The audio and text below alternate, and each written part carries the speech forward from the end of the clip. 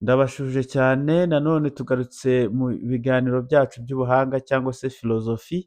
Uyu mugoroba turaganira ku witwa Plato. Plato umwigishwa wa Socrate, nawe umuhanga wabaye interese cyane muri politike, ariko akagira n'imitekerereze itandukanye n'iy'abandi. Tugiye kumuvugaho mu buryo burambuye, twumve amateka ye, twumve ibitekerezo bye iyo biva n'iyo bigana. Ndakwibutsa ko ukwiriye gukora subscribe kugira ngo tugire audience nini kandi ibitekerezo bikugirira akamaro bibashe no kugera ku bandi, bibagirira akamaro. Ko rero comment, share na like dukomeze. Uyu muhanga Plato ni umuhanga wavukiye mu Bugereki mu mwaka wa 427 mbere y'ivuka rya Yesu Kristo. Murabizi ko babaraga basubira inyuma. Uyu ni umuhanga ufite imitekerereze itandukanye, haba kuri metafizike cyangwa se ku biriho, haba kuri etike y'umuntu cyangwa imyitwarire, haba kuri politike, haba kuri education, haba kuri connaissance cyangwa se ku cyo dushobora kumenya, ndetse n'ibindi byinshi niwe tugiye kureba. Uyu niwe mufilozofe washinze iniverisite ya mbere, icyo twita akademi. Akaba yarakiraga gusa abantu bafite connaissance mu mibare, kuko mu mitekerereze ye yizera ko umuntu uzi siyansi, cyane cyane imibare, ariwe ubasha kumva realite nk'uko iri. Ubwo rero bajyaga banenga imibare bakirukira cyane mu masomo y'imyuga cyane cyane. Hari ikindi babura tugendeye ku mitekerereze ya Plato. Uyu yabaye umwigishwa wa Socrate, yaramukundaga cyane. Hanyuma rero nyuma yo kubona urupfu Socrate akatiwe donc rwo kwicwa kubera ko bamushinjaga kugumura urubyiruko, nabigarutseho, no kutubaha imana z'abagereki bo hambere, bamukatiye urwo gupfa. Nawe arebaho kugira ngo bamwice, ahitamo kubereka ko atahemukira ukuri kwe, afata bwa burozi arabwinywesha, nuko Socrate yapfuye. Rero umwigishwa we Plato abibonye yahungiye mu Misiri muri Egiputi, nyuma aza no guhungira mu Butaliyani, ariho wavuga ngo yari agiye kureba ubwoko bw'imiyoborere myiza yisumbuye ko yari abonye muri Atene. Ndabibutsa ko Plato yabayeho mu gihe kibi cyane mu ntambara ya Peloponnese, aho Sparta yarwanaga nyine na Atene. Ubwo rero yahungiye mu Misiri, aza no guhungira mu Butaliyani, ariho nyine yagiye abonera nouvelle mode wenda cyangwa se nouvelle forme d'organisation d'un état. Ibyo nabyo turaza kubigarukaho, donc turabyumva ko yari ari interese cyane cyane mu buzima bwa politiki. Agarutse rero avuye mu buhingiro, nibwo yashinze muri Atene ikintu cyitwa akademi. Burya ahantu hose muzumva ibigo byitwa akademi, mujye mumenya ko ari uyu muhanga Plato wazanye akademi iya mbere. Akademi ubundi yari igamije kurera abantu bazakomeza ibitekerezo bya politike, cyangwa se abantu bazabasha gukomeza gucunga leta neza. Ari nayo mpamvu ubundi nka Schopenhauer atemera cyane ibyo kwiga kugera muri kaminuza, kuko we yavuga yuko kujya muri kaminuza uba ushatse kuvuga ko ugiye gukomeza ide ya leta hariya muri kaminuza, kugira ngo nusohoka uzafashe n'undi muturage gukomeza kubaho neza. Schopenhauer we yavugaga ko icyiza atari ukujya kwiga muri universite kugira ngo uze ukomeze gahunda ya leta, ahubwo ari uko wakwimenyera ukuri kwawe, ukakira suffering ziba muri iyi si, nta kindi. Ariko ibyo ngibyo si byo ngamije, tuzabigarukaho mu kiganiro dutaha. Ubwo rero Plato navuga ko twinjiye byihuse muri filozofiya ye, twavuga yuko afata filozofiya cyane cyane nka aptide, cyangwa se navuga ngo iki se, buri muhanga wese yagakwiye kuba ari umufilozofe. Na proposa ko uyobora leta wese yagakwiye kuba ari umufilozofe, cyangwa se iyo atari umufilozofe akaba yahinduka umufilozofe nimba abifitiye ubushobozi. Ari nayo mpamvu nyine ibihugu byinshi biyobowe n'abantu umuntu bareba kure b'abahanga bameze nk'abafilozofe bitera imbere, harimo n'u Rwanda rwacu. Nkunda ukuntu abantu mubona bakunda public talks, bakunda ibiganiro n'ubuhanga. Nyakubahwa Perezida wa Repubulika y'u Rwanda donc Paul Kagame avugana ni un vrai philosophe. Tugendeye ku mitekerereze ya Plato rero, dufite ubuyobozi bwiza, dufite umuyobozi mwiza. Tugendeye ku cyo nyine Plato avuga, soit umuyobozi akwiriye kuba un philosophe, cyangwa se nimba atari filozofe agahinduka umufilozofe, ariko ibyo nabyo tuzabigarukaho nyirizina nitugera muri filozofi politike. Ku kijyanye rero na metafiziki cyangwa se uko Socrate yumva ibintu biriho, Socrate afata ko hariho amasi abiri, icyo yita dualisme, donc hariho le monde intelligible cyangwa se ya monde wavuga utabona ahandi uretse mu mutwe, hakabaho na monde sensible cyangwa se y'ibi tubona. Kuri we rero monde intelligible niyo ya nyayo, naho iyi monde sensible cyangwa y'ibi bintu tubona ni nk'ama image. Donc icyo avuga ni uko iyi monde sensible yonyine ni ibintu bihora bihindagurika. Donc ndaguha urugero kugira ngo ubyumve neza. Tekereza ya nka y'iwanyu, wenda ifite amahembe cyangwa ntiyafite, wenda ni ikibamba cyangwa ni ibihogo uri kuyireba, cyangwa se ufate n'ikindi kintu cyose ushaka, ariko twifatiye inka. None se ko mvuze inka ugahita uyumva, inka y'iwanyu imeze nk'iy'iwacu? Bivuze ko ufite ide nyirizina y'inka muri rusange, ariko nyine rosansibure cyangwa se inka uzi nyirizina y'iwanyu ntabwo imeze nk'iy'iwacu, nyamara iyo uyibonye yose uhita umenya ko ari inka, ntuyitiranya n'ikindi. Bivuze ko muri wowe bifitemo iyo ide y'inka nyirizina itajya ihinduka, inka zose uzi uko ziteye, nubwo inka y'iwacu utayizi, ariko uramutse uyibonye wahita umenya ko ari inka. Donc inka y'iwacu rero ni rosansibure cyangwa ni imaje y'inka nyirizina, n'inka y'iwanyu ni rosansibure cyangwa se ni imaje y'inka muri zina, hanyuma igitekerezo cy'inka niyo nka nyirizina. Nibyo Socrate rero nawe avuga yuko buri kintu cyose hano ku isi ni imaje y'ikintu kiri cyo, niho atandukanyiriza isi ebyiri, nimba ariko navuga le monde intelligible na le monde sensible. Burya ibyo ubona uyu munsi hano ku isi ntabwo ari byo bintu bya nyabyo, ibintu bya nyabyo biba muri monde intelligible. Iyo nyine ide forume iri simple uba ufite mu mutwe wawe itandukanye n'ibyo ubona bindi binyuranye. Ari nayo mpamvu nyine kuri Plato avuga yuko abantu turi hano mu isi tumeze nk'abari muri kaverine cyangwa se mu rwobo. Donc fata nk'ahantu abantu bafungiye bareba imbere batemerewe guhindukira ngo barebe inyuma, hanyuma ubacanire nk'itoroshi bajye babona ibicucucucu by'ibintu ku rukuta ruri imbere yabo.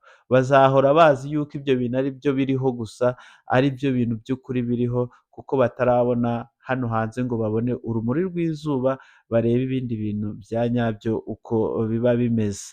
Umufilozofe rero ni ugomba kugerageza kwikura muri iyo gereza y'umwijima, aho ngaho areba les images akagira ngo nibyo bintu bya nyabyo, we akazamuka abifashijwemo na esprit ye kugira ngo abashe kureba ibintu bya nyabyo uko bimeze. Plato rero akatubwira yuko kugira ngo umuntu abishobore agomba gukurikiza metode bita dialectique. Dialectique ni ukuvuga ngo ugerageza kuzamura esprit yawe kugira ngo ujye kureba ibintu bya nyabyo, ureke kugumiza mu mashusho gusa agaragaza ibintu bimwe na rimwe biba atari ibya nyabyo.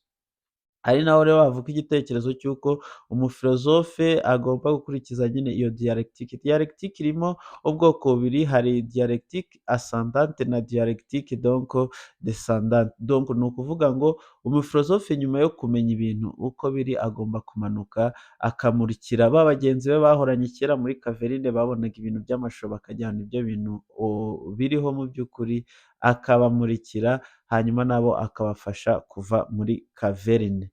Ubwo ngubwo ni umufilozofe umanutse agiye kubamurikira, donc iyo ni dialectique descendante. Ariko hari na dialectique ascendante aho umufilozofe we agomba kugerageza donc yiyaka les désirs du monde, cyangwa se agerageza kuva muri monde sensible ya materiel y'ibi bintu tubona, akagerageza kuzamuka gucontempler les idées kugira ngo abashe kumva ibiriho nyirizina. Ni nayo havuye rero yuko umuyobozi wa ini nation cyangwa ini state agomba kuba ari umufilozofe, donc kuba yumva ibintu uko biri kurusha uko bigaragara, hanyuma yamara kubyumva akamanuka akajya gusobanurira abaturage bandi batabasha kumva ibintu nk'uko biri. Bityo rero kuri we akavuga yuko umuntu w'umufilozofe ari ukwiriye kuba umuyobozi wa ini state cyangwa ini nation, hanyuma waba uri umuyobozi utari umufilozofe ukaba usabwa guhinduka umufilozofe nimba ubifitiye ubushobozi. Niyo filozofiya ya Plato, hanyuma akavuga yuko umuyobozi akwiriye kuba yita kuri lo bien commun cyangwa se ashaka le bonheur y'abaturage bose ayoboye. Mbese imigendekere myiza y'igihugu n'ubuzima bwiza bw'abaturage nicyo cyakaranze umuyobozi mwiza cyane. Ku kijyanye n'umuntu rero, Plato yemera ko umuntu agizwe n'ibice bibiri, agizwe n'umubiri na roho, hanyuma iyo roho ikaba ariyo wavuga ihoraho kuko niyo prinsipe y'ubuzima. Bivuze ko muri yo yifitemo kudapfa, ari nayo mpamvu iyo umuntu apfuye ku bwa Plato n'abantu benshi two tubizi, umubiri urapfa bakawushyingura ariko roho yo ikomeza kubamo. Kujya mu mubiri kwa roho ni nk'ibyago, donc niyo mpamvu Plato avuga yuko umubiri ari prison ya roho cyangwa ari gereza ya roho. Ni ukuvuga ngo roho iba yarahoze muri ya monde des idées mbere y'uko igira ibyago ikagwa mu mubiri, hanyuma ibyo yari izi byose kubera ibyifuzo by'umubiri n'iki ikabyibagirwa. Akaba ari naho avugira yuko rero kumenya ko umuntu ari reminiscence cyangwa se ni ukwibuka. Donc bya bindi roho yahoze ikontempla muri monde des idées cyangwa se handi twabonye ibintu biririyo, iyo iguye mu mubiri irabyibagirwa, ariko iyo umuntu atangiye kubona ibintu bimukikije hano ku isi, bya bindi twise representation, ari nabyo image, ari nabyo Schopenhauer azita nka representation, atangira kwibuka, donc ya roho itangira kwibuka ibyo yahoze izi. Buriya rero kumenya cyangwa se ukwigisha nta kintu gishyashya kwigisha, ahubwo aba agira ngo wibuke ibyo wahoze uzi. Ni uko nguko Plato yumva icyo twita connaissance. Mu bijyanye n'abaturage b'igihugu, Socrate nako Plato avuga yuko harimo ibyiciro bine, harimo les ouvriers, harimo les artisans. Donc les ouvriers ni nk'abahinzi nyine, abo bahinga imirima, na les artisans ni abakora ubukorikori. Abo bagomba kurangwa n'umugenzo mwiza wo kumvira, icyo twita l'obéissance. Hakabamo rero abandi ba gatatu bitwa les soldats, abasirikare bafite inshingano zo kurinda umutekano w'igihugu, wo kurinda donc abanzi ko bagira nabi igihugu. Hanyuma rero aba kane ni abafilozofe bafite inshingano zo kuyobora igihugu. Ari nayo mpamvu usanga imyanya myinshi ya politiki basaba abantu bize zino sciences humaines cyangwa sociale, harimo filozofi, harimo za ethique, harimo za gouvernance, mbese ibijyanye n'imitekerereze ya muntu.